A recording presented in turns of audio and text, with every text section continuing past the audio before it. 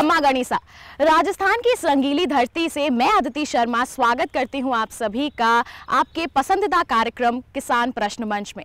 इस वक्त किसान भाइयों बहनों हम मौजूद हैं राजस्थान के एक बहुत ही खूबसूरत से शहर में। जी हां, इस वक्त हम मौजूद हैं झीलों की नगरी कहे जाने वाले उदयपुर के बड़गांव में। और जैसा कि आप देख सकते हैं कि यहाँ पर हमारे साथ मौजूद हैं गाँववासी और आज हम इनसे चर्चा करने वाले हैं कि बदलते मौसम में किसानों को कौन कौन से समसामयिक कार्य करने चाहिए। इस विषय से संबंधित हम किसान भाई बहनों से कुछ पूछेंगे सवाल और जो भी हमारे किसान भाई या किसान बहन सही और सटीक जवाब देंगे वो बन जाएंगे हमारे किसान कप के हकदार। और कौन बनेगा किसान कप का हकदार इसका निर्णय लेंगे हमारे विशेषज्ञगण। तो फिर आइए सबसे पहले हमारे जो विशेषज्ञगण यहाँ पर मौजूद हैं उनसे आपका परिचय करवा देते हैं। Doctor Anand Singh Jodha, senior scientist and head Vidyabhawan Krishi Vigyan केंद्र उदयपुर। प्रफुल्ल भटनागर, पशुपालन विशेषज्ञ, विद्याभवन कृषि विज्ञान केंद्र बड़गांव उदयपुर। डॉक्टर महेश चौधरी, विषय विशेषज्ञ उद्यानिकी, विद्याभवन कृषि विज्ञान केंद्र उदयपुर। बहादुर सिंह, हार्ड मैनेजर, विद्याभवन कृषि विज्ञान केंद्र बड़गांव उदयपुर।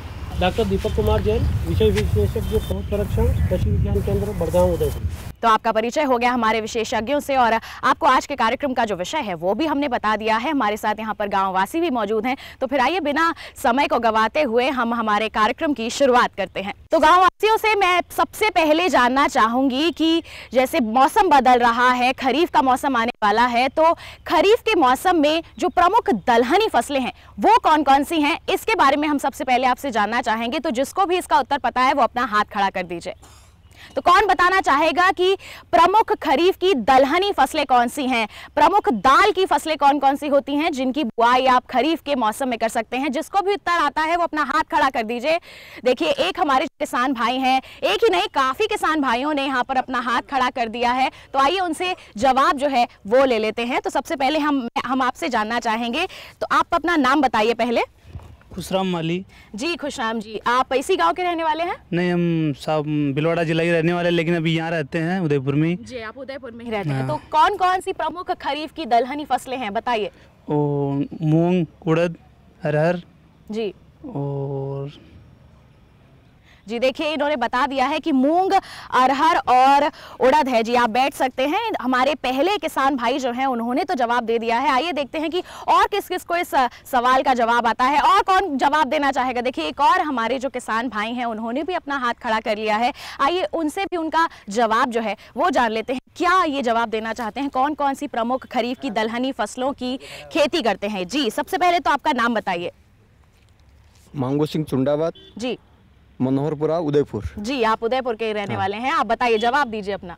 मूंग, उड़द, अरहर, चमला की फली भी लगा सकते हैं। चमला की फली भी लगा सकते हैं। देखिए इन्होंने एक और दलहनी फसल का नाम बता दिया है। आप बैठ सकते हैं अपनी जगह पर। देखिए एक और हमारे जो किसान भाई हैं उन्होंने भी जवाब दे दिया है। एक और मैं जानना चाहूंगी, और कौन जानना चाहेगा? हमारी महिला किसान जो है एक और, देखिए इन्होंने भी हाथ खड़ा कर दिया है। इनसे भी जान लेते हैं कि इनका जवाब क्या है। क्या ये भी जो बाकी हमारे किसान भाइयों ने जवाब दिया है वही दलहनी फसल लगाती हैं, ये कुछ और अलग फसलों की भी ये खेती करती हैं? जी आप खड़े हो जाइए। सबसे पहले अपना नाम बताइए। गंगाबाई। जी गंगाबाई जी, आप बताइए आपका उत्तर क्या है? ये गंगाबाई नाम है, मंदोरपुर रहने वाली। जी मैं मूंग बोती हूँ। मूंग बोती हैं आप। और कौन कौन सी दलहनी फसलें होती हैं यहाँ पर? तूर बोता है, तूर बोते है बारह मौसम में। जी और मूंगफली भी बोती है। जी सब कुछ। जी पर मूंगफली तो तिलहनी फसल है, हम दलहनी फसलों की बात कर रहे हैं। जी मूंग बोती हैं और आप तूर दाल बोते हैं। जी बिल्कुल, आप बैठ सकती हैं। देखिए हमारे 3 किसान भाई बहन जो हैं उन्होंने जवाब दे दिया है। अलग अलग जवाब जो है हमारे किसान भाई बहनों ने दिया है। आइए हमारे विशेषज्ञों के पास चलते हैं, उनसे पूछ लेते हैं कि किसका इनमें से जो जवाब था वो बिल्कुल सही और सटीक था और कौन बनेगा हमारा पहला किसान कप का हकदार। तो आपसे जानना चाहूँगी, आप बताइए विशेषज्ञ जी। जो भी किसान ने जवाब दिया वो सही दिया है। इसमें एक और दलहनी फसल है मोट, जो अपने इस तरफ ना होकर जैसलमेर और बाड़मेर की तरफ पाली जोधपुर डिस्ट्रिक्ट में होती है। इसमें सही जवाब देने मांगू सिंह जी जो मनोहरपुरा के रहने वाले हैं, उन्होंने सही दलहनी फसलों के नाम बताए, जिसमें मूंग, उड़द, अरहर, चवला और एक और अपन इसमें जोड़ सकते हैं मोट की फसल अभी अपने यहाँ बारिश कम हो रही है, वो भी अपन लगा सकते हैं मोट की फसल भी इधर। जी देखिए, हमारे विशेषज्ञ ने बताया है कि जो हमारे दूसरे नंबर के किसान भाई थे उनका जो जवाब था वो बिल्कुल सही और सटीक था। तो मैं बाकी हमारे जो गांववासी यहाँ पर मौजूद हैं उनसे गुजारिश करूंगी कि वो जोरदार तालियां बजा दीजिए और आपसे गुजारिश है आप आ जाइए और अपना किसान कप यहाँ से ले जाइए। तालियां जो है वो रुकनी नहीं चाहिए, पहले किसान कप के हकदार जो हैं वो बन गए हैं। तो देखिए, हमारे पहले किसान कप के हकदार हमें मिल चुके हैं और यहाँ पर हमारे जो किसान भाई बहन हैं वो बढ़ चढ़कर हिस्सा भी ले रहे हैं। आइए हम समय नहीं गंवाते हैं, बढ़ते हैं अपने अगले प्रश्न की ओर। तो गांववासियों से आपसे पूछना चाहूँगी अपने अगले प्रश्न से पहले कि तैयार हैं आप अपने अगले प्रश्न के लिए? जोर से बोलिए, तैयार हैं आप लोग? बिल्कुल, देखिए बिल्कुल तैयार हैं ये लोग भी। तो आइए बिल्कुल आगे बढ़ते हैं और इनसे इनका अगला सवाल जो है वो पूछ लेते हैं।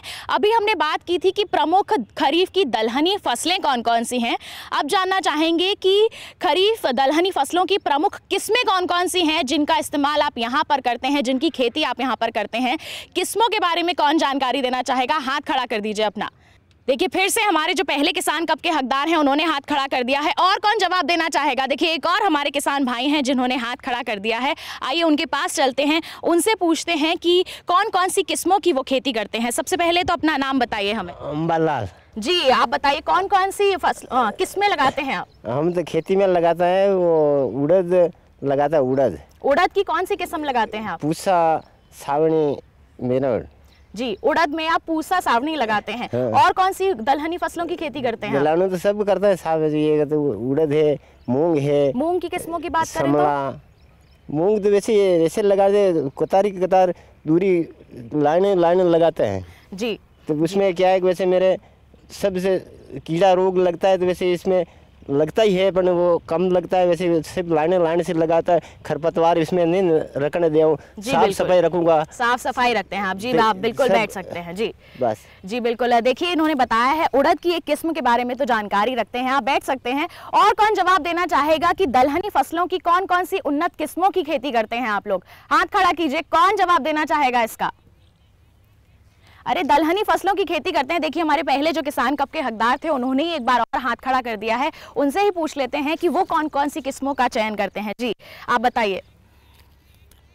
उड़द में PU 31 लगाते हैं जी। और मूंग में जो है IPM 2, 3, GM 4 और GM 5 लगाते हैं जी। और अरहर में IPCL 151 और पूसा 992 लगाते हैं। दो हमारे किसानों ने बता दिया है कौन कौन सी किस्में लगाते हैं। आप जवाब देना चाहेंगे यहाँ पर? देखिए, हमारी किसान बहन जो है उन्होंने हाथ भी नहीं खड़ा किया, खुद ही खड़ी हो गई हैं जवाब देने के लिए, इतनी तत्पर हैं ये। तो आइए इनसे पूछ लेते हैं। सबसे पहले तो अपना नाम बता दीजिए अपना। टाकूबाई मनोरपुरा। जी टाकूबाई जी, आप कौन सी किस्में लगाती हैं? मैं नर्सी में। हाँ जी। तारी बनाता और गोभी, टमाटर, सब्जी नहीं, हमें आपकी दलहनी फसलों की बात कर रही हूँ।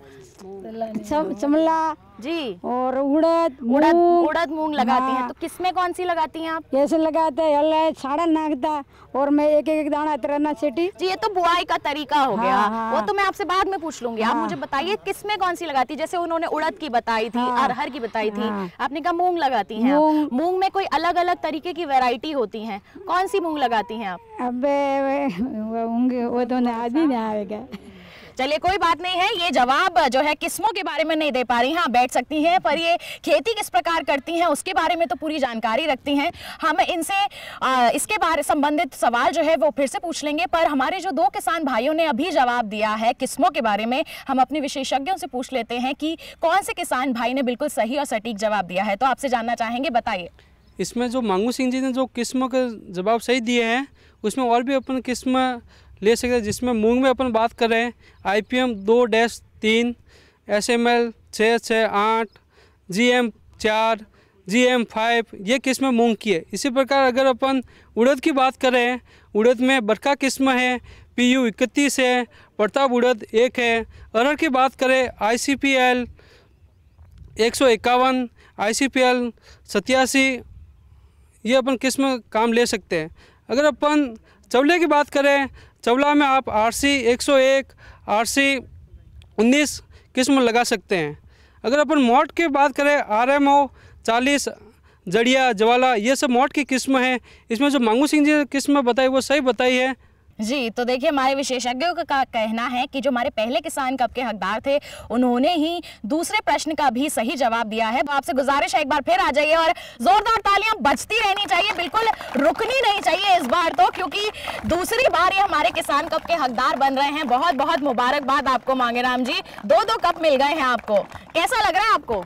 बहुत अच्छा लग रहा है। क्या करेंगे इन कप्स का?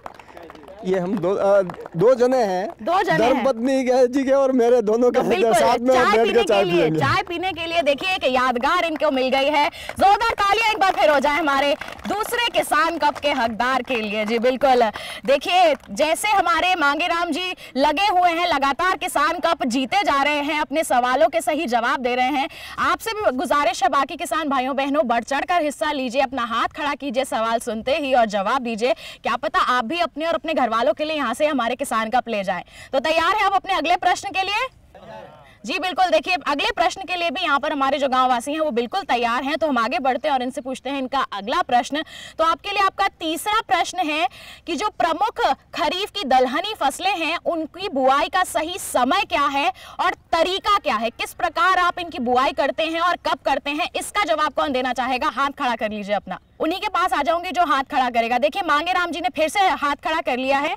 मैं गुजारिश करूंगी कि और हमारे किसान भाई बहन, देखिए एक और हमारे जो किसान भाई हैं उन्होंने हाथ खड़ा कर लिया है, उनसे पूछ लेते हैं कि क्या जो है ये इनका जवाब है, क्या बताना चाहते हैं, ये उत्तर देना चाहते हैं, किस प्रकार ये बुआई करते हैं और सही तरीका क्या है और सही समय क्या है। जी आप खड़े हो जाइए और सबसे पहले तो अपना नाम बताइए हमें।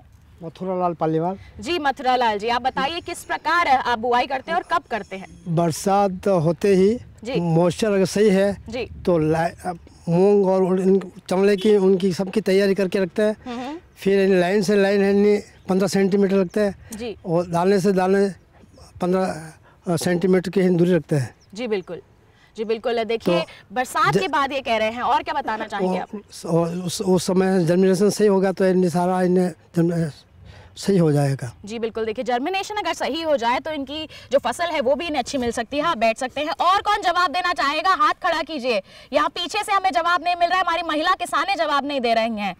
हाथ खड़ा कीजिए, कौन जवाब देना चाहेगा? हमारे देखिए एक और किसान भाई जो हैं उन्होंने हाथ खड़ा कर लिया है। आइए इनके पास चलते हैं, इनसे पूछ लेते हैं कि जैसे हमारे किसान भाई ने बताया है कि वो क्या क्या क्रियाएं करते हैं बुआई के समय, क्या क्या सावधानियां बरतते हैं, क्या ये भी वही सावधानियां बरतते हैं या नहीं, या इनकी बुआई का तरीका जो है वो कुछ अलग है। जी आपसे गुजारिश है खड़े हो जाएं और अपना नाम बताएं। सर मैं शंकरलाल जी। जी शंकरलाल जी, कब बोते हैं आप दलहनी फसलें और किस तरीके से? ये अभी इस महीने में गेहूँ की खेती लेकर के फिर जी और पिलाई करते हैं जी खेत को, और पूरे औरतें हैं जी। फिर उसके बाद में हरिया लगा करके फिर बुआई करते हैं जी। ये और कोई खास सावधानी बरतते हो आप बुआई के समय? बुआई के समय में खाद और जो भी है मिला करके जी, खाद वगैरह मिला करके आप सही तरीके से बुआई करते हैं। जी आप बैठ सकते हैं। यहाँ पर मैं जानना चाहूंगी, हमारी जो महिला किसान है वो पिछले प्रश्न का उत्तर दे रही थी, वो तब बता रही थी वो किस तरीके से बुआई करती हैं। उन्होंने हाथ तो खड़ा नहीं किया है, पर हम उनके पास जाएंगे और उनसे पूछेंगे कि वो क्या जवाब देना चाहती हैं, वो बुआई जो है वो किस प्रकार करती हैं। तो आपसे गुजारिश है आप तो खड़े हो जाइए सबसे पहले और बताइए हमें कि आप बुआई कैसे करती हैं अपनी मूंग अरहर वगैरह की। यूँ साड़ा करेगा जी, साड़ा करके एक दाने दाने करके आप डालती हैं जी, और खोदेंगे और साफ सफाई करेंगे, साफ सफाई रखती हैं बिल्कुल, और पिलाई करेंगे जी, यदि भी फसल होती है जी, फसल अच्छी होती है, अच्छी होती है। देते हैं। जी बैठिए। आपने जवाब तो हाथ तो खड़ा नहीं किया, पर जवाब आपने झट से दे दिया। देखिए हमें 3 जवाब यहाँ पर मिल चुके हैं। आइए हम अपने विशेषज्ञों का रुख करते हैं, उनसे पूछते हैं कि जिन हमारे 3 किसान भाइयों बहनों ने सही जवाब दिया है, क्या वो किसान कप के हकदार इनमें से कोई बन पाएगा या फिर नहीं, किसने बिल्कुल सही और सटीक जवाब दिया है। जी आपसे जानना चाहेंगे। जो किसान ने जवाब दिया है वो जो उनकी जो प्रैक्टिस कर रहे हैं उस हिसाब से दिया है। जैसे अपन बात करते हैं मूंग की, मूंग में लाइन से लाइन की दूरी रखते हैं अपन 30 सेंटीमीटर। जो उन्हें एक महिला कृषक ने बताया है कि साड़े निकालते, उसको लाइन को उनके देसी भाषा में साड़े बोलते हैं। 30 से 30 दूरी पे उनकी बीज डालते हैं। इसका कब का हकदार जो महिला कृषक जो टांकूबाई इन्होंने बताया कि एक एक बीज डालेंगे और लाइन में डालेंगे, वो इसके हकदार बन सकते हैं। इन्होंने एक और बुआई का समय नहीं बताया है। बुआई का समय अपन दलहनी फसल के लिए 15 जुलाई से 30 जुलाई तक कर सकते हैं। अगर आपकी बारिश 15 अगस्त महीने में हो रही है, उस समय आप मूंग की बुआई कर सकते हैं और मोट की बुआई कर सकते हैं, जिससे आपकी फसल ये कम समय में पक के तैयार हो जाती है या आपकी पक के तैयार हो जाएगी, आपको पैदावार अच्छी मिल जाएगी। जी बिल्कुल, देखिए हमारे विशेषज्ञ ने बताया है कि जो हमारी महिला किसान थी उन्होंने बिल्कुल सही और सटीक जवाब दिया है। हालांकि उन्होंने समय के बारे में नहीं बताया, पर जो तरीका उन्होंने बताया है वो बिल्कुल सही है। तो मैं उनसे गुजारिश करूंगी, आपने हाथ तो खड़ा नहीं किया था, पर आप आ जाइए किसान कप तो यहाँ पर ले जाइए। आप देखिए किसान कप लेने के लिए हाथ तो इन्होंने झट से खड़ा कर दिया है। जोरदार तालियां हो जाए हमारी महिला किसान के लिए। जी बहुत बहुत मुबारकबाद आपको, आप हमारी किसान कप की हकदार बन चुकी हैं। देखिए मुस्कुराहट इनकी बहुत ही खूबसूरत है, बनी हुई है इनके चेहरे पर। ऐसे ही आपसे गुजारिश है, आगे के प्रश्नों पर भी आप हाथ खड़ा कीजिए, जवाब दीजिए और यहाँ से किसान कप अपनी मुस्कुराहट के साथ लेकर जाइए। देखिए हाथ नीचे ही नहीं कर रही हैं अब ये, लगातार और किसान कप जीतना चाहती हैं, तो उसके लिए आपको हमारे आगे प्रश्नों का जवाब देने पड़ेंगे।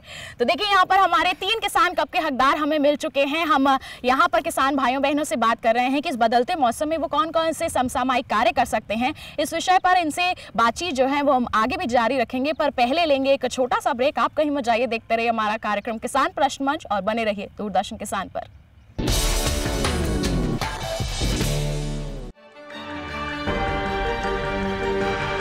कहां चलेगी शीतलहर, कहां पड़ेगी बर्फ, किधर गरजेंगे बादल, कहां खिलेगी धूप, किस इलाके पर है तूफान का साया और कैसे करें खेती। मौसम के बदलते मिजाज में देखिए मौसम खबर, रोजाना सुबह 8:30 बजे और 10:30 बजे डीडी किसान पर।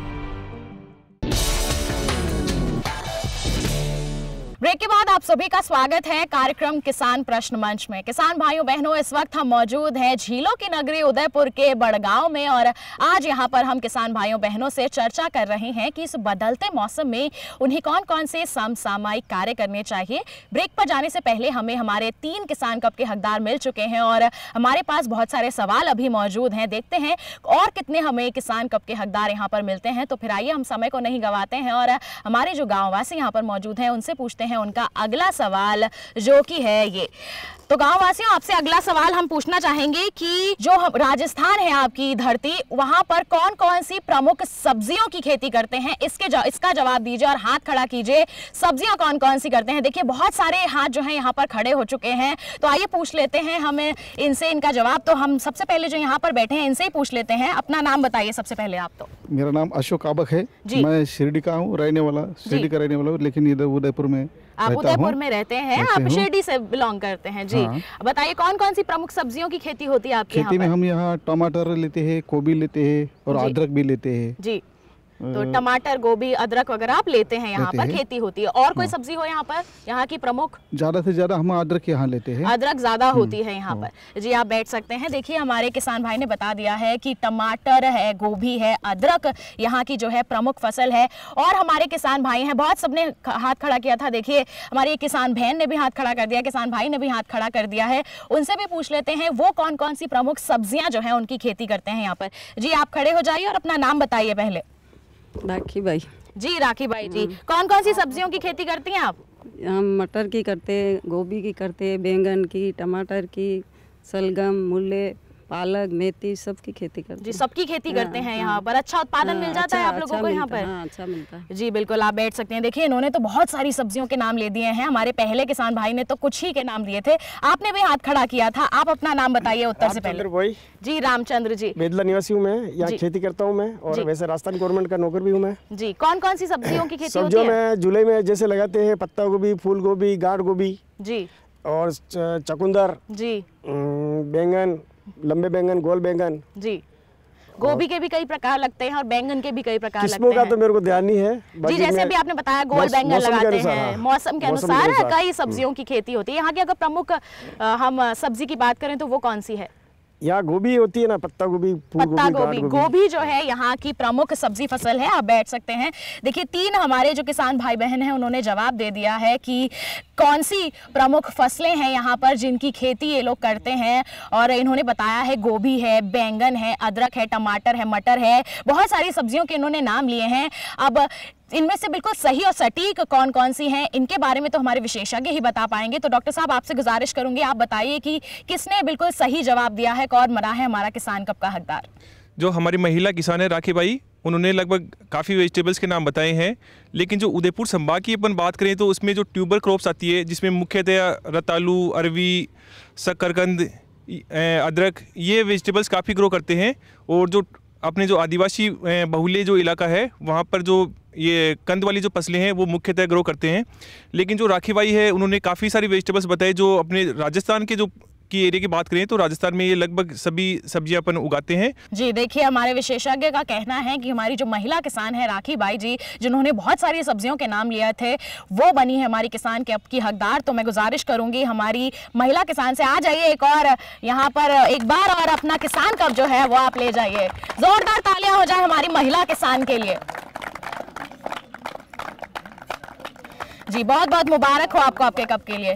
तो देखिए यहाँ पर लगातार हमारे जो किसान भाई बहन हैं वो जवाब दे रहे हैं, प्रश्नों के उत्तर दे रहे हैं और यहाँ से किसान कप लेकर जा रहे हैं। तो मैं यहाँ पर हमारे जो किसान भाई मौजूद हैं उनसे कहना चाहूंगी कि देख लीजिए महिलाएं जो हैं वो आगे निकल रही हैं, 2 कप ले जा चुकी हैं और यहाँ पर आपके सिर्फ एक मांगेराम जी ने कप लिया है। तो आपसे गुजारिश है आप भी बढ़ चढ़ कर हिस्सा लीजिए। अरे किसान कप आपको भी लेकर जाना है कि नहीं जाना है, बताइए।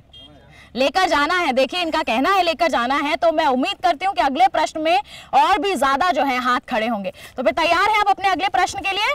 गाँव वासियों, आपके लिए आपका अगला प्रश्न है कि अदरक, जैसे कि अभी हमारे एक किसान भाई ने बताया था कि अदरक यहाँ पर ज़्यादा खेती की जाती है, तो उसमें लगने वाले रोग कौन कौन से हैं और किस प्रकार आप उसका उपचार करते हैं? अदरक में लगने वाले रोग या फिर कहें कि बीमारी कौन कौन सी हैं, उसमें उपचार किस प्रकार किया जाए, इसके बारे में आपसे जानना चाहेंगे। हाथ खड़ा कीजिए। देखिए मांगेराम जी ने तो झट से अपना हाथ खड़ा कर ही दिया है। और कौन जवाब देना चाहेगा अदरक के बारे में? अदरक में कौन कौन सी बीमारियां लगती हैं, कौन बताना चाहेगा? देखिए एक और हमारे किसान भाई हैं जिन्होंने हाथ खड़ा कर दिया है, पहले उनसे पूछ लेते हैं कि उनका जवाब क्या है कि अदरक में कौन कौन सी बीमारियां जो हैं वो लगती हैं। जी अपना नाम एक बार फिर से दोहरा दीजिए। शंकर लाल जी। शंकर लाल जी बताइए कौन कौन सी बीमारियां लगती हैं अदरक में? अदरक में सब जाने लगता है तो पीला पड़ जाता है। पीला पड़ जाता है जी। और अपना आप ऊपर से सूख जाता है, सूख भी जाता है अदरक। काबरिया रोग भी होता है। काबरिया रोग भी हो जाता है। और कोई रोग लगता हो इसमें? उसमें और कोई लक्षण दिखता हो आपको? लक्षण तो खत्म हो जाता है, खत्म ही हो जाता है बिल्कुल। देखिए कह रहे हैं सूखा हो जाता है, पीला पड़ जाता है। और कुछ बताना चाहेंगे आप? और तो उसको अदरक की बोवाई में पिलाई करके फिर बोते हैं। उस समय पिलाई करके जब बोते हैं तो पकते समय ठीक रहता है। पत्ते डालते हैं ऊपर जी बिल्कुल, तो कचरा वगैरह नहीं उगे और अदरक अच्छा बैठता है जमीन के नीचे जी। भाप से और कचरा नहीं होता, साफ सफाई से ऐसे ही फसल बैठती है। साफ सफाई बहुत ही महत्वपूर्ण है जी। आप बैठ सकते हैं। देखिए इन्होंने बताया है कि पीला पड़ जाता है और जो इनकी अदरक है वो सूख जाती है, काबरिया रोग जो है वो अदरक में हो जाता है। और कौन जवाब देना चाहेगा? महिला किसानों में से कौन बताना चाहेगा कि अदरक में कौन कौन सी बीमारियां लगती हैं? महिला किसान हो, हमारे किसान भाई हो। मांगेराम जी तो हाथ लगातार खड़े रखे हुए हैं, वो तो लेके जाना चाहते हैं अपना एक और कप। औरों से मैं गुजारिश करूंगी कौन बताना चाहेगा?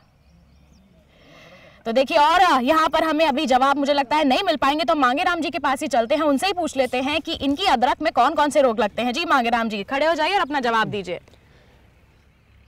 अदरक एक ऐसी फसल है जिसमें बीमारियां हद से ज़्यादा आती है और उसमें विशेष तौर से ध्यान रखना पड़ता है। तो इसमें सबसे पहले तो ये है कि उस जिस खेत में अपन अदरक लगाना चाह रहे हैं उसमें गर्मी के मौसम में 3 से 4 बार उसके की ये हल चलवाना चाहिए, हल चलाना चाहिए ट्रैक्टर से जी। और वो भी बहुत ही अच्छी तरह से। और उसमें खाद, देसी खाद जो जिसे अपन गोबर का खाद भी बोलते हैं और वर्मी कंपोस्ट भी उसमें डाल करके ही फिर उसमें खेती करना चाहिए। उसमें अदरक में जो है उसको सार्फ से उसको मिला, सार्फ में पानी में लेकर के फिर उसको सुखा करके ही उसका जो है खेत में लगाना चाहिए। तो आपने बताया कि लगाना कैसे चाहिए, रोगों के बारे में बताइए। इसमें जो है सब प्रमुख जो है रोग 3 तरह की होती है। एक तो जड़ गलन, तना गलन और वो एक जो है पत्तियों में पीलापन आ जाता है। जड़ गलन, तना गलन और पीला पड़ जाता है, पीलापन आ जाता है। जैसे ही हल्का सा अगर उसमें पीलापन दिखाई दे तो विशेषज्ञों से सलाह लेकर के उसमें जो है तुरंत उसका जो है उपचार करना चाहिए। जी बिल्कुल, बैठ सकते हैं आप। देखिए मांगेराम जी ने बड़ा ही विस्तार से बता दिया है कि किस प्रकार वो अपनी अदरक की फसल को लगाते हैं और साथ ही साथ कौन कौन से रोग लगते हैं उनके बारे में भी उन्होंने विस्तार से बता दिया है। और कौन जवाब देना चाहेगा, मैं यहाँ पर पूछना चाहूंगी, हाथ खड़ा कीजिए। और कोई उत्तर देना चाहेगा इस प्रश्न का कि अदरक में कौन कौन सी बीमारियां लगती हैं? तो देखिए यहाँ से हमें और उत्तर तो नहीं मिल पाएगा, तो हम अपने विशेषज्ञों के का ही रुख करते हैं, उनसे पूछ लेते हैं कि क्या इन्होंने जो जवाब दिया है वो सही और सटीक था या फिर नहीं। जी डॉक्टर साहब बताइए। जी, मांगू सिंह जी ने कुछ जवाब किस हद तक सही दिया है, हमारे शंकर जी ने भी जानकारी दी है। लेकिन मैं आपको बता दूं कि ये रोग एक ऐसा खतरनाक रोग है कि एक बार अगर ये ज़मीन के अंदर आ गया तो ये पीढ़ी वर्षों तक ये रोग चलता रहेगा। किसान भाई ने हमारे जानकारी दी कि भाई उसको बार बार उसकी जुताई करते रहेंगे। तो ये है कि ये एक फफूंद जनित रोग है और ये जो फफूंद है ये साल दर साल चलती रहती है ज़मीन के अंदर। तो इसके लिए किसान भाइयों ये ज़रूर ध्यान रखें कि आप जो बीज ले रहे हैं, अपने को क्या करना है कि उस बीज को जब आप बीज ले रहे हैं तब आप उसको कंद को उपचार तो करना ही करना है, लेकिन अगली बार जब आप इसको भंडारण कर रहे हैं, अगली बार अगली सीजन में भी अगर आप इसको ले रहे हैं तब भी इसको बीजोपचार करके रखेंगे तो धीरे धीरे 1-2 साल में ये बीमारी चली जाएगी। क्योंकि एक बार अगर ये बीमारी बीज के अंदर आ गई है तो ये फिर ये बीमारी पीढ़ी दर पीढ़ी चलती रहेगी। जो बीमारियों की अगर मुख्य रूप से बात करें तो इसमें जो मुख्य बीमारी प्रकंद गलन या जिसको अपन राइजोम रोट कहते हैं, इसमें आप देखेंगे किसान भाइयों की जो पत्तियां होती है वो पहले शुरू में उनकी शिराएं जो होती होगी वो पीली पड़ जाती है और उसके बाद जो पत्तियां होती है वो धीरे धीरे पीली पड़ के अपने को लगता है कि पौधा पीला पड़ रहा है। अगर आप उसको कंद को देखेंगे, कंद के वहाँ पे जो ज़मीन के पास हिस्सा है वो आपके पीला पड़ जाएगा। अगर आप उसको कंद को निकाल के देखेंगे तो वो उसमें पिचपिचा हो जाएगा। अगर थोड़ा सा उसका टुकड़ा काट के अगर पानी के साथ अगर उस टुकड़े को आप देखेंगे और उस पानी को आप सूंघेंगे तो गुदगुदा और एक बदबू आने लगेगी। तो यह जो एक फफूंद जनित रोग है और आप इसमें यह भी देखेंगे कि एक बार अगर यह रोग लग गया है उसके बाद आपके पास उदई का है या निमेटोड का भी आक्रमण होने लगता है। तो इसके लिए किसान भाइयों जैसे शंकर जी ने हमारे बताया कि साहब ये रोग जो आता है हम उसके ऊपर थोड़े दिन बाद हम उसके ऊपर पत्तियां डाल देते हैं। तो पत्तियां डालना वैसे किसान भाई ये देखता है कि उसमें पानी की नमी बनी रहे, सिंचाई नहीं करनी पड़े, खरपतवार नहीं करे, खरपतवार नाशी की दवाई काम में नहीं लेना पड़े। लेकिन ये डालना एक तरह से अवैज्ञानिक है। इससे क्या होता है कि जब बारिश के दिनों में जब आपने एक बार पत्तियां डाल दी है तो उसके ऊपर ज़मीन के अंदर मॉइस्चर बना रहेगा, नमी बनी रहेगी। तो उससे क्या होगा कि जो ज़मीन के अंदर जो कीड़े हैं, खासकर उदई है, सफ़ेद लट है या फफूंद जनित जितनी भी बीमारियाँ हैं वो अपने आप आगे से आगे उगती रहेगी। तो इसलिए किसान भाइयों से निवेदन है कि जैसे मांगू सिंह जी ने बताया कि अपने खेत की तो हकाई करनी है। अगर बार बार ये खेत में समस्या आती है तो जब आप अदरक ले रहे हैं उससे पहले आप उस खेत में आप मेथी ले लेंगे तो उससे क्या होगा, ये बीमारी ख़त्म हो जाएगी।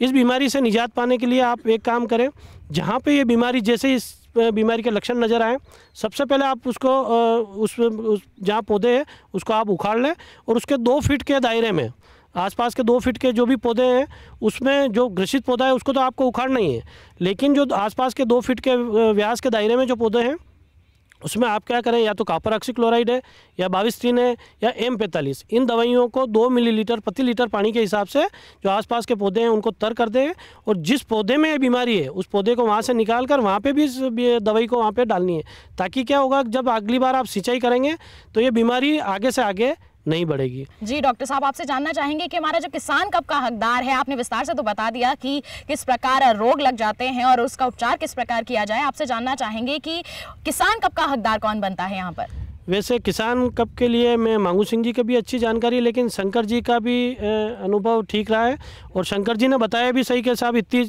6 इंच की दूरी रखनी चाहिए और 3 सेंटीमीटर तक गहराई तक बोनी चाहिए। बुआई का तरीका वगैरह उनको पता है और थोड़ा दवाइयों के नाम पता नहीं, लेकिन उनको मेरे हिसाब से शंकर जी देखिए इस बार मांगेराम जी को पीछे छोड़ते हुए शंकर जी आगे बढ़ चुके हैं। आइए अपना किसान कप ले जाइए, तालियां बजती रहनी चाहिए। जी, आप भी बन गए हमारे किसान कप के हकदार, बहुत बहुत मुबारकबाद आपको। तालियां बजी नहीं ढंग से। देखिए यहाँ पर हमारे एक और किसान कप के हकदार हमें मिल चुके हैं। यहाँ पर किसान भाई जो हैं वो भी बढ़ चढ़कर हिस्सा ले रहे हैं और हम भी तैयार हैं अपने अगले प्रश्न के लिए। हमने अभी तक बात कर ली है दलहनी फसलों के बारे में, सब्जियों के बारे में। आइए हम अब बात कर लेते हैं थोड़ी फलों के बारे में। तो किसान भाइयों बहनों, आपसे जानना चाहेंगे फलों के बारे में।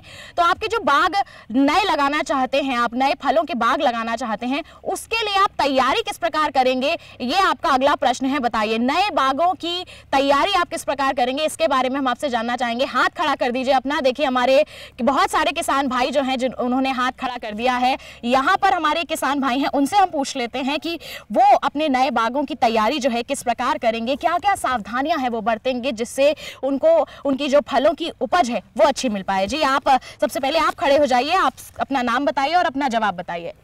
मेरा नाम भरत कुमार जोशी है। जी भरत कुमार जी, बताइए अपना उत्तर। मेरा उत्तर ये हो कि अपन जो वाड़ी लगाना चाहते हैं तो ज़मीन को पहले तो समतल करनी चाहिए जी। इसके बाद समतल करने के बाद ज़मीन का वो लेआउट देना पड़ता है और लेआउट देने के बाद गर्मी में उसका खड्डा करवाना पड़ता है जी। 3 फीट का खड्डा होता है।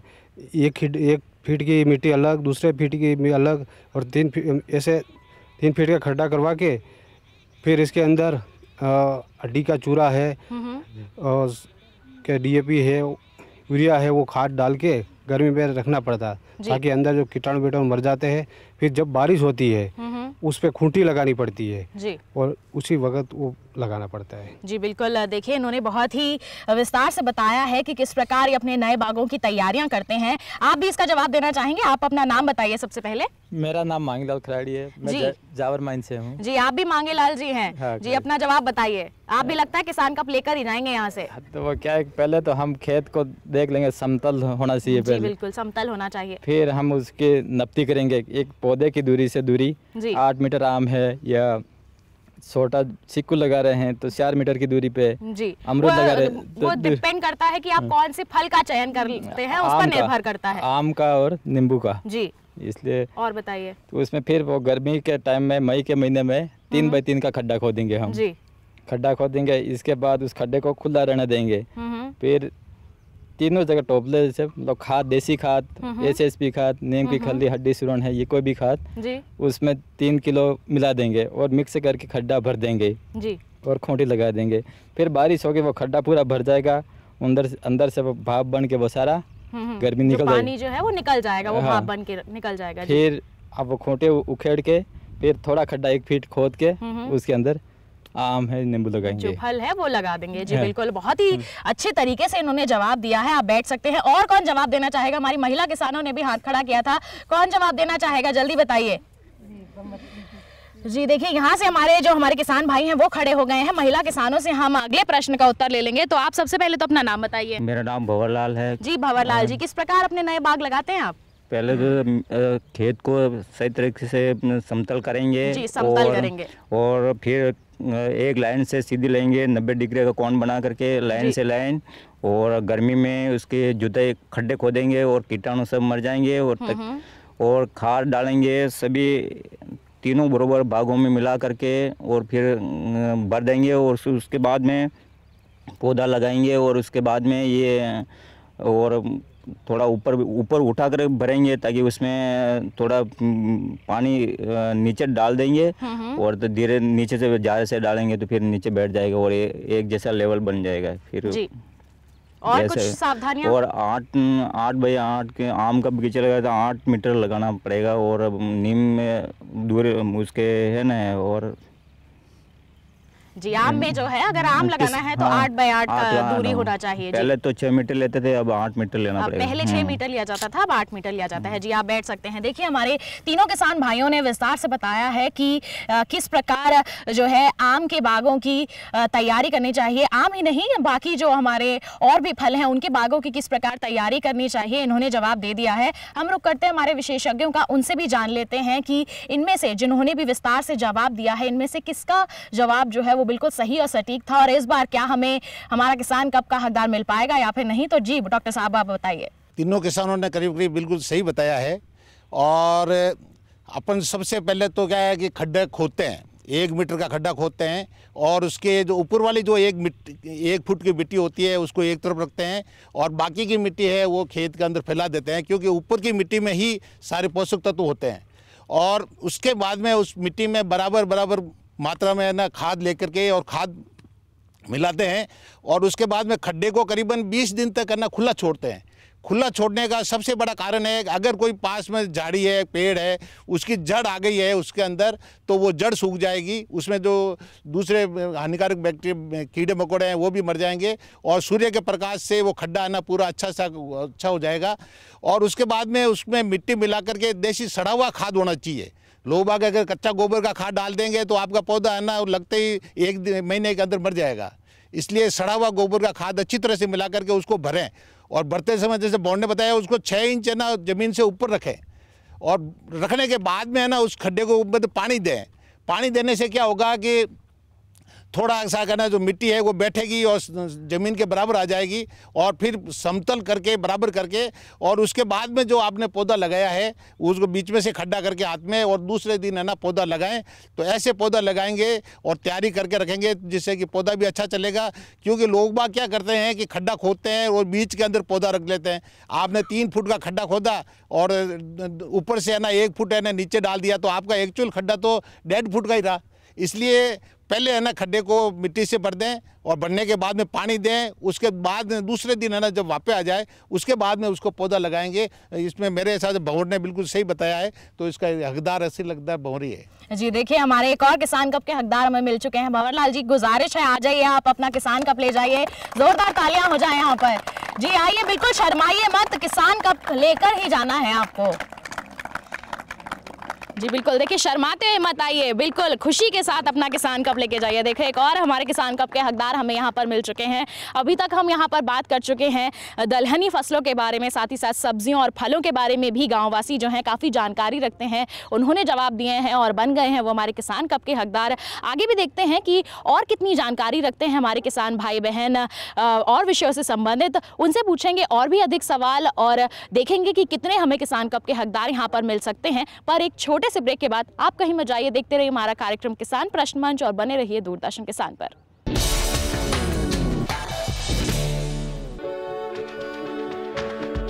सुंदर रूप रंग आकार दे, स्वप्न करें साकार। स्वच्छ रख पंचतत्व को, धरा का करे विकास।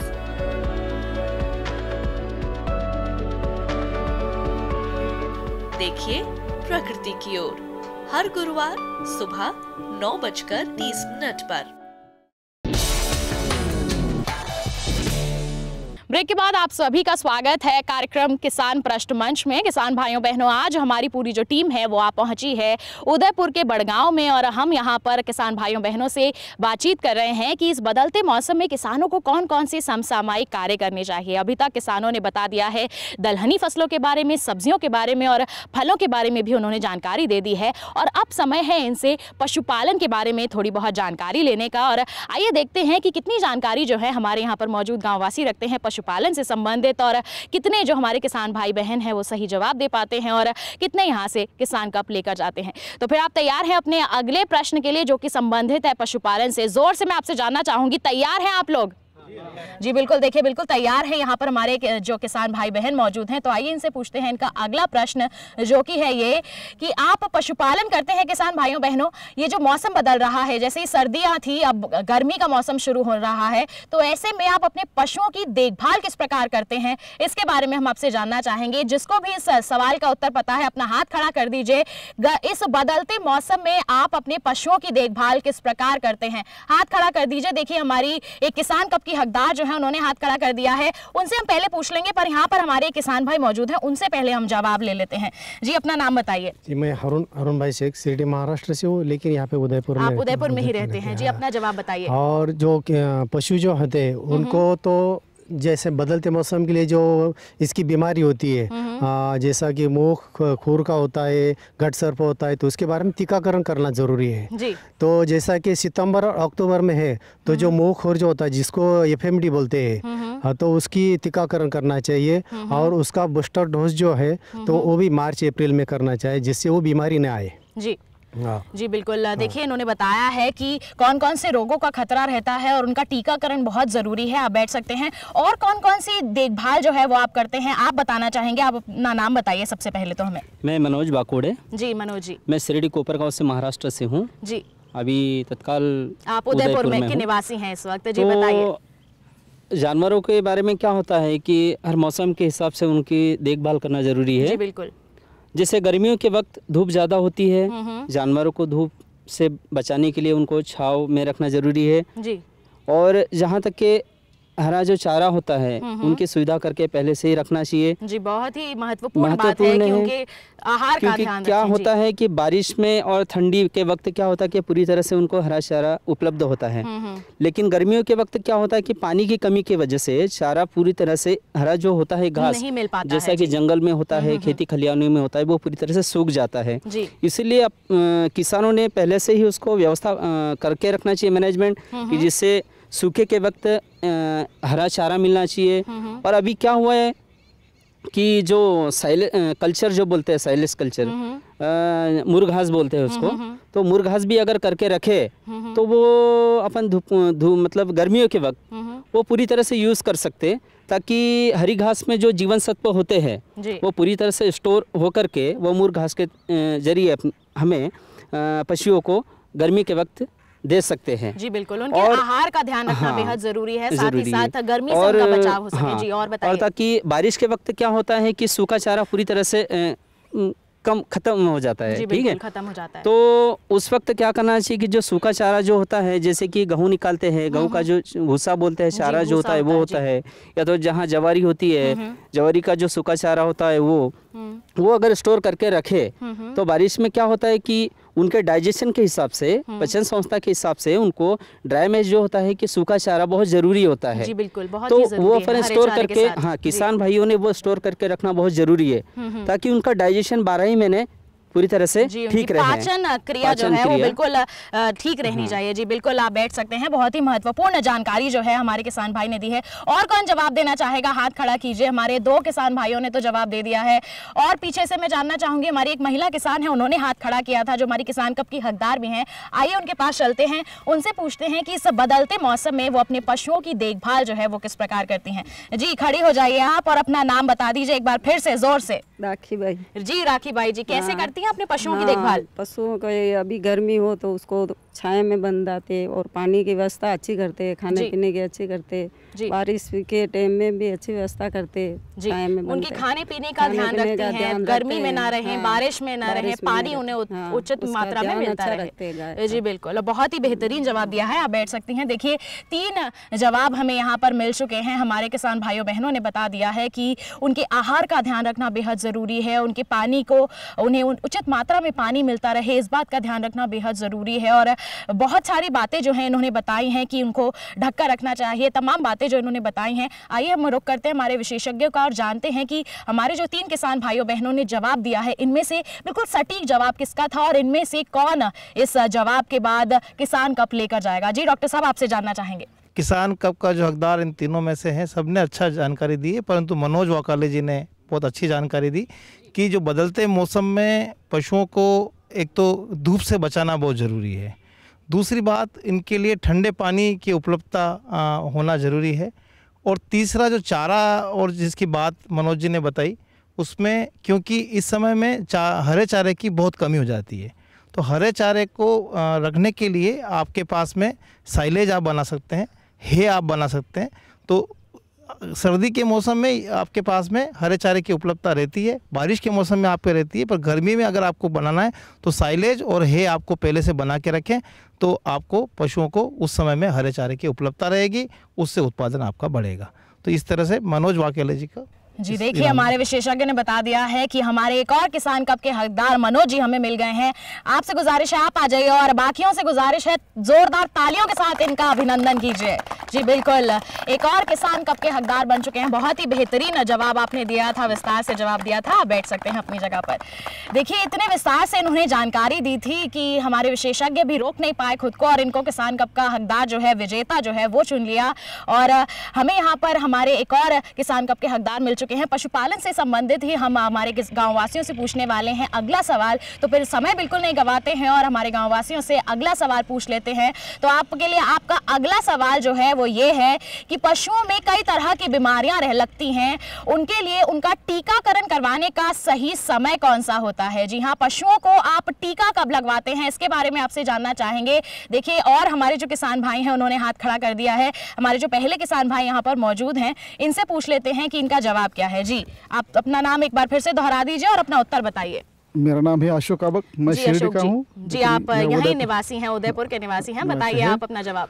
हमारे पास बहुत जो गाय भैंस जो रहते हैं, गाय भैंस जब हम ये करते हैं तो हमें उसका टीकाकरण करना बहुत जरूरत तो कब करवाते हैं आप टीकाकरण? उचित समय कौन सा होता है? तो भूलकांडी का जो टीकाकरण है हम मई महीने में करते हैं। मई महीने में, जी। और एपीएमडी का टीकाकरण जो खुरपका और मुंह पका होता है जी, उसका वो सितंबर अक्टूबर में करते हैं। सितंबर और अक्टूबर में करते हैं। उससे बहुत बीमारी बढ़ जाती है, लेकिन हम यहाँ टीकाकरण डॉक्टर के साथ कर लेते हैं। डॉक्टर की सलाह के अनुसार टीकाकरण अगर कराया जाए तो बहुत ही बेहतरीन रिजल्ट जो है वो मिलता है। आप बैठ सकते हैं। एक और हमारे किसान भाई हैं, उन्होंने हाथ खड़ा किया था, उनसे हम पूछ लेते हैं कि वो अपने पशुओं का टीकाकरण जो है वो कब करवाते हैं और किस प्रकार अपने पशुओं के स्वास्थ्य को वो बेहतर बनाए रखते हैं। जी, आपसे गुजारिश है, आपने हाथ खड़ा किया था, आप अपना नाम बताइए और अपना जवाब दीजिए।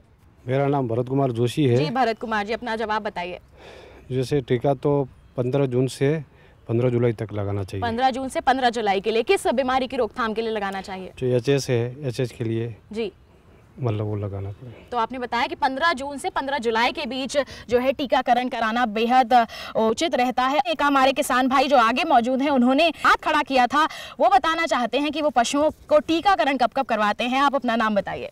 मैं बाला साहेब कुल्ले, शिरडी महाराष्ट्र से अभी उदयपुर में हूँ जी। अभी एपीएमडी का टीकाकरण है, वो पहला टीकाकरण है वो जून जुलाई में करते हैं। बूस्टर डोज जनवरी फरवरी में बूस्टर डोज डबल करना पड़ता है। बुलकांडी का जून जुलाई में करना पड़ता है और घटसप और फरिया का वो जो जुलाई में करना पड़ता है। हर दोनों टीकाकरण के लगभग 21 दिन का अंतर होना चाहिए। हाँ, अंतराल के अंदर 2 टीकाकरण करवाने चाहिए। और आप कह रहे हैं कि जुलाई और जून के बीच का जो महीना है, जून और जुलाई के बीच का जो समय है वो बिल्कुल उचित है टीकाकरण के लिए। और बुलकांडी और घटसर्प का हो बारिश से पहले 21 दिन पहले करना पड़ता है। बारिश से पहले ही करवा लेना बेहद उचित रहता है। जी बिल्कुल। देखिए, हमें 3 जवाब यहाँ पर फिर से मिल गए हैं। हम पूछ लेते हैं हमारे विशेषज्ञों से कि इनमें से जो तीनों ने जवाब दिया है किसका बिल्कुल सही जवाब था और कौन बनेगा हमारा किसान कप का हकदार। जी डॉक्टर साहब, आपसे जानना चाहेंगे उत्तर। किसान कप के जो हकदार हैं वो अशोक काबक हैं। इन्होंने जो बताया है उसमें कुछ अंतर है, सभी ने कुछ कुछ थोड़ा थोड़ा बताया है, परंतु जो खुरपका और मुँह पका का टीका है वो आजकल साल में 2 बार तो कम से कम लगाया जाता है, परंतु 3 बार भी अगर आपके पास में पशु अच्छे हैं और अच्छे उत्पादन वाले पशु हैं तो 3 बार भी आप उसको लगा सकते हैं। 4-4 महीने के अंतराल पे आपको लगाना है और उसमें मई जून से शुरू करते हुए आपको 4-4 महीने के अंतराल पे ये टीका ज़रूर लगाना चाहिए। दूसरी बात जो एचएस और बीक्यू की है, उसमें जो है वो टीका मई के महीने में साल में 1 बार ही वो लगता है और वो एचएस बीक्यू का टीका आप साल में 1 बार लगाएं। सबसे बड़ी बात यह है कि टीका अगर आप लगाते हैं तो आपके पूरे रेवड़ में लगना चाहिए। अगर आपके पास में 5 जानवर हैं तो खुरपका और मुँहपका में पूरे में लगना चाहिए। अगर आपने आधे में लगाया तो जो आधे बचे हुए जानवर हैं उनमें बीमारी आने का खतरा बहुत ज़्यादा रहेगा, उनमें तो ज़रूर से बीमारी आएगी। तो आपको ये बहुत ध्यान रखना है कि टीका अगर लगाएं तो अपने पूरे जो हर्ड है, पूरा जो आपका है उसमें पूरे में लगाएं। जी बिल्कुल। देखिए, हमारे विशेषज्ञ ने विस्तार से बताया है कि टीकाकरण कब कब करवाना चाहिए और किस प्रकार करवाना चाहिए, वो बहुत ही महत्वपूर्ण बात है। और उन्होंने हमारे किसान कप के हकदार का नाम भी बता दिया है। अशोक जी बन गए हमारे किसान कप के हकदार। तो गुजारिश है आप आ जाइए और बाकियों से गुजारिश है तालियों के साथ इनका स्वागत कीजिए। किसान कप लेने आए हैं ये यहाँ पर, बहुत कोशिश कर रहे थे यहाँ पर लगातार किसान कप लेने की और आखिरकार ये किसान कप के विजेता जो है बन ही चुके हैं। जी आप अपनी जगह आ जाइए। देखिए हमारे यहाँ पर बहुत सारे किसान कप के हकदार हमें मिल चुके हैं। अब समय आ चला है हमारे अंतिम प्रश्न का। तो किसान भाइयों बहनों बिल्कुल तैयार हो जाइए, अंतिम मौका है आप लोगों के पास किसान कप जीतने का। तो आप लोग तैयार हैं इस प्रश्न के लिए? एक बार जोर से अपना जवाब दीजिए। तैयार हैं आप लोग?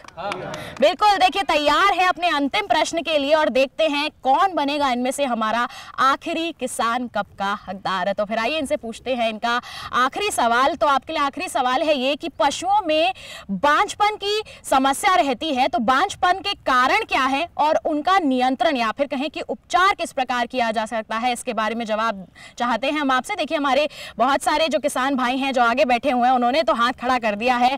हम एक बार हमारे जो यहाँ पे किसान भाई मौजूद हैं उनसे पूछ लेते हैं, फिर हम पीछे चलेंगे, पूछेंगे हमारे बाकी किसान भाइयों बहनों से कि पशुओं में बांझपन की समस्या का कारण क्या है। जी आपसे गुजारिश है खड़े हो जाइए और अपना जवाब दीजिए। देखिए पहले बांझपन ये बहुत बड़ी और बहुत अपना फार्मर के लिए बहुत बेहतर मुश्किल बीमारी है जी। पहले से बांझपन के पहले बीमारी है हमारे खेत में समतोल आहार नहीं है, चारा में समतोल नहीं है जी। उसका प्रॉब्लम है मिनरल मिक्सचर हर दिन 3 महीने में डीवर्मिंग करना चाहिए, जंतुनाशक दवाई पिलाना चाहिए, मिनरल मिक्सचर पूरा साल मिनरल मिक्सचर देना चाहिए और ये चारा है और हर जो आहार है उसका ध्यान रखना चाहिए, संतुलित आहार देना चाहिए, बेहतरीन उपाय है इसको उसका उपचार करने का जी। हर दिन 50 ग्राम मिनरल मिक्सचर देना चाहिए, उसमें आहार में खाद खुराक सब डेली देना चाहिए और रोज ठंडा पानी पिलाना चाहिए जी। या जी देखिए इन्होंने बता दिया है इसके कारण क्या है, इसके लक्षण क्या है। आप खड़े हो जाइए, अपना नाम बताइए और इसका जवाब दीजिए। साहब जादव, हम महाराष्ट्र शिरडी से अभी उदयपुर में। बांझपन जो बच्चा निकलते उस जो ज़्यादा खींचा गाय को बीमारी कुछ हो गई, जो बाहर वो अटकता है वो ऐसा खींच के निकाला कि कोई किसान ने, उससे ज़्यादा बांझपन हो जाता है। जो इसके तरफ ज़्यादा किसान ने ध्यान देना चाहिए, उसके ऊपर ध्यान दे तो मिनरल मिक्सचर जो खाना है वो कंटिन्यू रखना चाहिए, जो लसीकरण है वो भी वो किसान को देना चाहिए और जो आहार है, जो आहार समतोल, जो सीजन वाइज जो आहार है वो कंटिन्यू दिया तो बांझपन बहुत ज़्यादा कम हो जाता है। कंटिन्यू मिनरल मिक्सचर तो देना ही चाहिए। संतुलित आहार तो बहुत ही जरूरी है हमारे पशुओं के लिए जी। कोई जो बीमारी हो तो अपने नजदीकी डॉक्टर को बुलाकर उसका सलाह भी ले सकते हैं जी, बिल्कुल अच्छी तरह जांच करना जी। बिल्कुल आप बैठ सकते हैं। देखिए हमें इस प्रश्न के 2 उत्तर तो मिल चुके हैं, और कौन जवाब देना चाहेगा? हाथ खड़ा कीजिए। आप दोनों तो जवाब दे चुके हैं और मैं पीछे जानना चाहूंगी कौन जवाब देना चाहेगा कि पशुओं में बांझपन के कारण क्या होते हैं और किस प्रकार उसका उपचार किया जा सकता है। आप जवाब देना चाहेंगे? देखिए हमारे एक और हमारे जो 2 किसान कप के हकदार हैं, 2 किसान कप जीत चुके हैं, यही जवाब देना चाहते हैं। अब बताइए मांगू सिंह जी।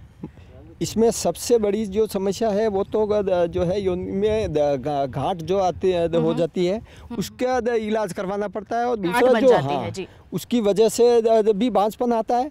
और वैसे जो है खाना खुराक तो ये तो है ही है, और बचपन में जो बच्चे हैं उनके व्यवस्थित देखभाल करनी चाहिए, उनको खाना खुराक व्यवस्थित देनी चाहिए जी। आहार जी है और गांठ का जो है वो उसमें इलाज करवाना जी। आहार जो है वो बहुत ही महत्वपूर्ण स्थान रखता है कि आहार अगर अच्छा ना दिया जाए तो कई तरह की बीमारियां हो सकती हैं और वो बांझपन का भी एक प्रमुख कारण है। और जैसे कि हमारे किसान भाइयों ने बताया कि गांठ भी हो जाती है जिसकी वजह से बांझपन भी होता है। तो फिर आइए हमारे विशेषज्ञ से जान लेते हैं कि इन तीनों में से किसने बिल्कुल सही और सटीक जवाब दिया है और कौन बन गया है हमारा किसान कप का हकदार। जी डॉक्टर साहब।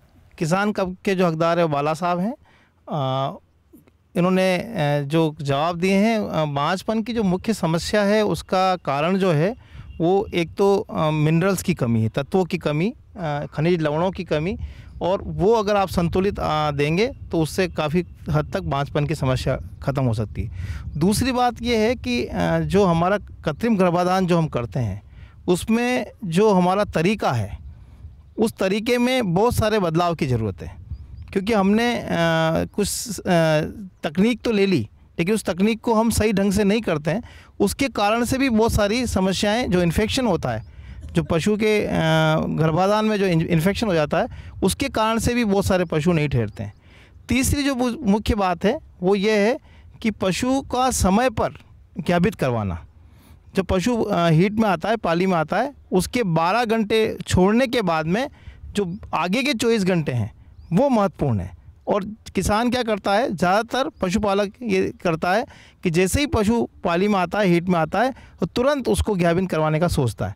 तो वो समय उपयुक्त नहीं होता है और उसमें पशु बहुत बार ठहरता नहीं है। उसके अलावा जो उन्होंने बताया कि जो चारा है, जो विशेष तौर से अलग अलग क्षेत्रों में अलग अलग तरह के चारे मिलते हैं और उन चारों में जो खनिज तत्वों की कमी है, वो कमी भी एक बहुत बड़ा कारण होता है। आप पशु के बाहर के कैरेक्टर से, बाहर के लक्षण से भी पता कर सकते हैं कि इनमें किस तरह के तत्वों की कमी है और उन तत्वों की पूर्ति करके आप पशु को बांझपन से मुक्ति दिला सकते हैं। जी बिल्कुल, देखिए हमारे विशेषज्ञ ने बता दिया है, विस्तार से इस प्रश्न का जवाब भी दे दिया है और हमारे किसान कप के हकदार जो हैं उनका नाम भी बता दिया है। बाला साहब जी बन गए हमारे एक और किसान कप के हकदार। तो अंत में आपने बाजी जीत ही ली बाला साहब जी और आखिरकार आप किसान कप लेकर ही जा रहे हैं। ज़ोरदार तालियां हो जाए हमारे आखिरी किसान कप के हकदार के लिए। जी बिल्कुल, आप बैठ सकते हैं। तो देखिए हमारे बहुत सारे किसान कप के हकदार आज के हमारे कार्यक्रम में हमें मिल चुके हैं। आज हम किसान भाइयों बहनों आए थे उदयपुर के बड़गांव में और यहाँ पर हमने किसानों से बातचीत की कि इस बदलते मौसम में किसानों को कौन कौन से समसामयिक कार्य करने चाहिए। किसानों ने भी बढ़ चढ़कर हिस्सा लिया और हमने जितने भी सवाल उनसे पूछे उनके जवाब भी उन्होंने बहुत ही बेहतर तरीके से दिए और बन गए वो किसान कप के हकदार। और किसान कप के विजेता का चयन करने में हमारे विशेषज्ञों ने भी बहुत ही बेहतरीन भूमिका निभाई है। तो हम उनका आभार प्रकट करना चाहेंगे। बहुत बहुत धन्यवाद हमारे विशेषज्ञों का कि वो यहाँ पर आए, उन्होंने हमारे किसानों को इतनी महत्वपूर्ण जानकारियाँ दी, साथ ही साथ हमारे किसान कप के विजेता जो हैं उनका भी चयन किया। तो किसान भाइयों बहनों, आज के हमारे इस कार्यक्रम में बस इतना ही। अगले अंक में हम लेकर जाएंगे आपको एक नए गांव में और वहां पर एक नए विषय पर अपने गांव वासियों से चर्चा करेंगे। कुछ सवाल जो है उनसे पूछेंगे और देखते हैं कितने हमारे किसान भाई बिल्कुल सही और सटीक जवाब देकर बन जाएंगे हमारे किसान कप के हकदार। तो आज के लिए बस इतना ही। अब हमें दीजिए इजाजत। आप बने रहिए दूरदर्शन किसान पर। नमस्कार।